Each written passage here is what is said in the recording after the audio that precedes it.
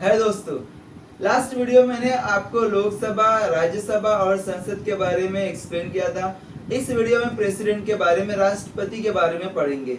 और ये वीडियो बहुत इम्पोर्टेंट इसलिए है क्योंकि हर एक छोटी से छोटी बात मैंने इस वीडियो में कवर की है।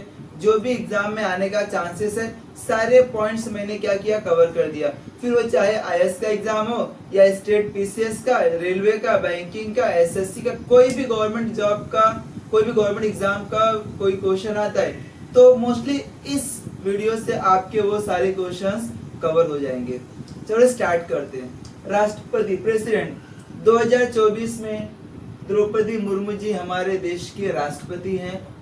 वो 2022 में चुनाव में विजयी हुई थी और ये उड़ीसा से बिलोंग करती है। और मेन बात आगे देख लेते हैं। राष्ट्रपति भारत का राज्य प्रमुख होता है। मेन पर्सन अगर हम बात करते हैं हमारे देश के तो राष्ट्रपति जी होते हैं। और भारत का प्रथम नागरिक राष्ट्रपति होता है। प्रथम मतलब पहला नागरिक, अगर हम बात करते हैं देश के प्रथम नागरिक कौन होते हैं? राष्ट्रपति होते हैं। कुछ बातें जरा यहाँ पे ध्यान देना। राष्ट्रपति का निर्वाचन जनता नहीं, निर्वाचन मंडल के सदस्यों द्वारा किया जाता है। राष्ट्रपति जी का चुनाव डायरेक्टली नहीं होता। आम जनता उन लोग का वोटिंग, उन लोग का चुनाव नहीं करते। ये चुनाव हम लोग आम जनता जिसको चुन के संसद में या विधानसभा में रिप्रेजेंटेटिव के रूप में चुने हैं, उन्हीं लोग क्या करते हैं, वही मेंबर्स क्या करते हैं, चुनते हैं किसको? राष्ट्रपति को।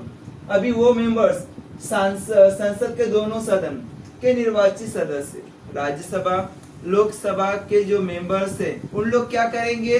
राष्ट्रपति का चुनाव में पार्टिसिपेट करेंगे। राज्य के विधानसभा, जितने भी स्टेट्स हैं, सभी स्टेट के विधानसभा के सदस्य, निर्वाचित सदस्य क्या करेंगे? पार्टिसिपेट करेंगे।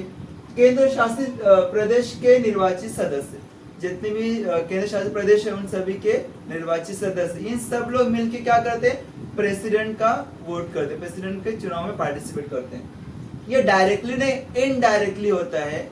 और डायरेक्टली कौन, अगर हम बात करते हैं तो प्रधानमंत्री, जो प्राइम मिनिस्टर का चुनाव होता है, वो डायरेक्टली आम जनता चुनती है। लेकिन प्रेसिडेंट का चुनाव डायरेक्टली नहीं, इनडायरेक्टली होता है। इनडायरेक्टली मतलब हमने किसी को चुना है, अभी वो प्रेसिडेंट को चुनेंगे। मैंने एमएलए को चुना है तो एमएलए क्या करेंगे? प्रेसिडेंट का चुनाव करेंगे। ये इंपॉर्टेंट बात निर्वाचन को लेकर। एक और बात, राष्ट्रपति के पद हेतु अर्हता है, रिक्वायरमेंट क्या क्या होना चाहिए। अगर कोई प्रेसिडेंट के इलेक्शन में खड़ा होता है तो उसके लिए क्या क्या रिक्वायरमेंट है? पहला, वो भारत का नागरिक होना चाहिए, इंडियन सिटीजन होना चाहिए।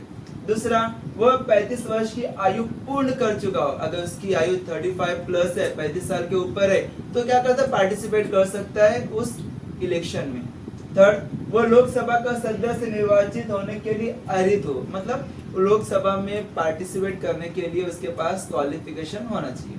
जो भी रिक्वायरमेंट रहेगा लोकसभा में, वो बेसिक तीन चीज। जब भी राष्ट्रपति का इलेक्शन होता है तो कोई भी वहां पे अगर मेंबर्स बोलता है कि मुझे भी चुनाव लड़ना है, तो उसके से बेसिक तीन चीजें रिक्वायरमेंट है। और आगे भी बहुत सारे हैं, लेकिन बेसिक तीन चीजें रिक्वायरमेंट है। आगे अभी कभी कभी क्या होता है, राष्ट्रपति के बारे में जो ड्यूरेशन होता है, जो पद की अवधि होती है, उसके बारे में यहाँ पे मैंने कुछ डिस्कस किया है, कुछ लिख के रखा है जो बहुत इंपॉर्टेंट है।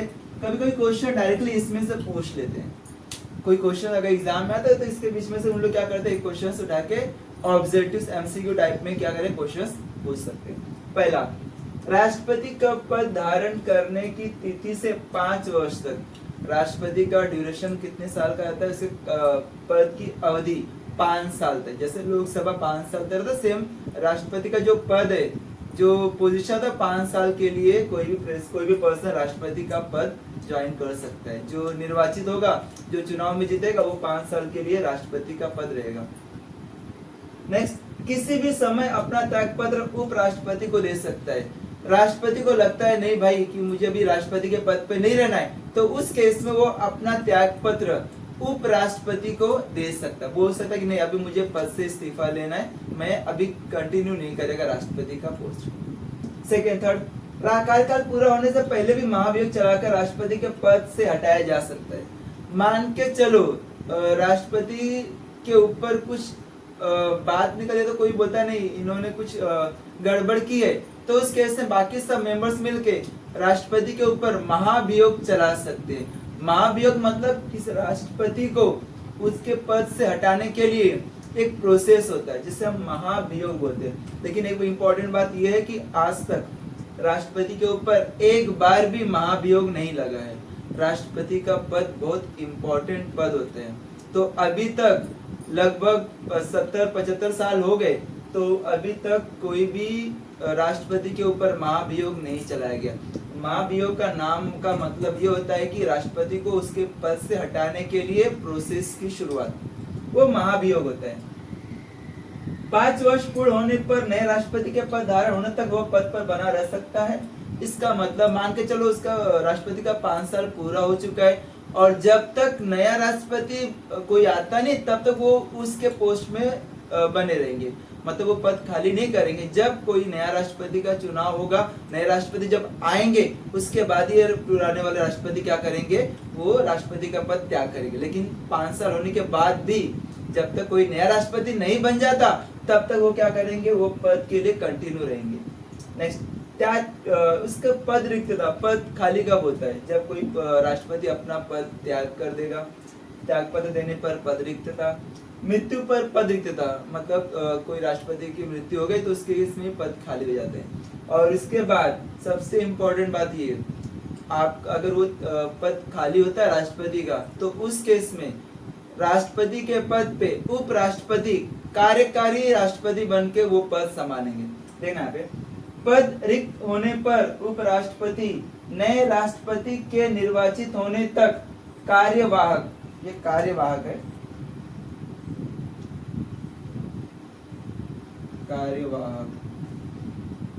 कार्यवाहक राष्ट्रपति के रूप में काम करेंगे। मतलब वो अभी राष्ट्रपति नहीं है, फिलहाल त्याग दे दिया, त्याग पत्र दे दिया या कुछ और रीजन की वजह से प्रेजेंट में राष्ट्रपति नहीं है, उनका पद खाली है, तो कंटिन्यू करने के लिए उपराष्ट्रपति राष्ट्रपति के पद पे आते हैं और कार्यकारी राष्ट्रपति के रूप में काम करते हैं। मान के चलो उपराष्ट्रपति भी नहीं है तो सुप्रीम कोर्ट के, ध्यान देना, उपराष्ट्रपति ना होने पर भारत का मुख्य न्यायाधीश, और अगर मुख्य न्यायाधीश ना होने पे उच्चतम न्यायालय का वरिष्ठतम न्यायाधीश क्या करते, वो पद धारण करते। मान के चलो सुप्रीम कोर्ट के जज जो मुख्य न्यायाधीश हैं वो क्या करेंगे, राष्ट्रपति का पद धारण करेंगे। जब तक राष्ट्रपति अवेलेबल नहीं हो जाते तब तक मुख्य न्यायाधीश क्या करेंगे, राज्यभार संभालेंगे, पूरा राष्ट्रपति का पद। मान के चलो मुख्य न्यायाधीश भी नहीं है तो उस केस में सुप्रीम कोर्ट के, उच्चतम न्यायालय के वरिष्ठतम जो ज्यादा एजेड लोग हैं, जो ज्यादा एक्सपीरियंस पर्सन है, उनको क्या करेंगे, न्यायाधीश का जो पद रहेगा, जो न्यायाधीश पर्सन होंगे उनको क्या करेंगे, राष्ट्रपति के पद पे बिठाएंगे। बोलेंगे नहीं अभी फिलहाल कोई भी नहीं है, आप ही क्या करो, राष्ट्रपति के पद को कंटिन्यू करो। ये बेसिक चीज है और एग्जाम में कुछ भी पूछ सकते हैं कि राष्ट्रपति का पद खाली होने पे कौन कार्यवाहक राष्ट्रपति के रूप में काम करेंगे, तो उसका सीक्वेंस है, प्रोसेस है, ये बेसिक चीज है। और आगे एक और इम्पोर्टेंट बात है, राष्ट्रपति कितने बार भी पुनर्निर्वाचित होकर पुनः राष्ट्रपति बन सकता है, कितने बार भी पुनर्निर्वाचित होकर पुनः राष्ट्रपति बन सकता है। मतलब मान के चलो कोई भी प्रेजेंट, मान के चलो द्रौपदी मुर्मू जी है, वो अभी राष्ट्रपति के पद पे है, वो अगले बार अगर इलेक्शन में खड़े होते, चुनाव जीत जाते, वापस राष्ट्रपति बन सकते, वापस चुनाव लड़ते होता है तो वापस राष्ट्रपति, कंटिन्यू कितने साल भी वो राष्ट्रपति रह सकते हैं। वही अगर अमेरिका का बात होता है तो अमेरिका में स्पेसिफाई किया है कि 2 बार से ज्यादा कोई भी पर्सन राष्ट्रपति नहीं बन सकते। अमेरिका में कोई व्यक्ति केवल 2 बार ही राष्ट्रपति बन सकता है, 2 बार से ज्यादा कोई भी पर्सन वहां के राष्ट्रपति नहीं बन सकते। लेकिन इंडिया में क्या प्रोविजन है कि भाई एक बार राष्ट्रपति बने वो कभी भी राष्ट्रपति बन सकते, कितने बार भी राष्ट्रपति बन सकते हैं। अभी राष्ट्रपति की शक्तियां, वो कर्तव्य, राष्ट्रपति क्या क्या शक्तियां हैं, कार्यकारी शक्तियां हैं, विधायी शक्तियां हैं, वित्तीय शक्तियां हैं, न्यायिक, कूटनीतिक, सैन्य शक्ति, आपातकाल शक्ति, ये सब शक्तियां हम आगे नेक्स्ट वीडियो पर डिटेल्स में पढ़ेंगे। उसके अलावा वीटो की शक्ति बहुत ही इंपॉर्टेंट, एग्जाम में बार बार पूछता है, वीटो की शक्ति क्या है, राष्ट्रपति के वीटो की शक्ति क्या है, अध्यादेश जारी करने की शक्ति क्या है, क्षमादान करने की शक्ति क्या है। ये सारे नेक्स्ट वीडियो में पूरा डिटेल्स में पढ़ेंगे। हाल फिलहाल के लिए इतना इम्पोर्टेंट है। और एक और इम्पोर्टेंट बात मैंने आपको बताया था, राष्ट्रपति चुनाव से संबंधित सभी विवादों की जांच वो फैसले उच्चतम न्यायालय में होते हैं तथा उसका फैसला अंतिम होता है। इसका मतलब इलेक्शन में कुछ प्रॉब्लम होता है, कुछ गड़बड़ी होती है, तो उसका मैटर सीधा सुप्रीम कोर्ट के पास जाता है और जो सुप्रीम कोर्ट में डिसीजन होता है वही फाइनल डिसीजन होता है। तो वही यहाँ पे लिखा है संबंधित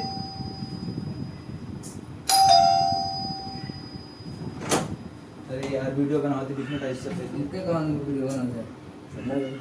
राष्ट्रपति चुनाव से संबंधित सभी विवादों, ध्यान देना, राष्ट्रपति चुनाव संबंधित सभी विवादों की जांच वो फैसले उच्चतम न्यायालय में होते हैं तथा उसका फैसला अंतिम होता है। इसका मतलब ये होता है कि अगर राष्ट्रपति के राष्ट्रपति के चुनाव में कुछ भी गड़बड़ी होती है या कुछ प्रॉब्लम होता है तो उस केस में उसका पूरा फैसला होगा वो कहाँ पे रहेगा, सुप्रीम कोर्ट में होगा, और सुप्रीम कोर्ट का जो भी फैसला होगा वो अंतिम होगा।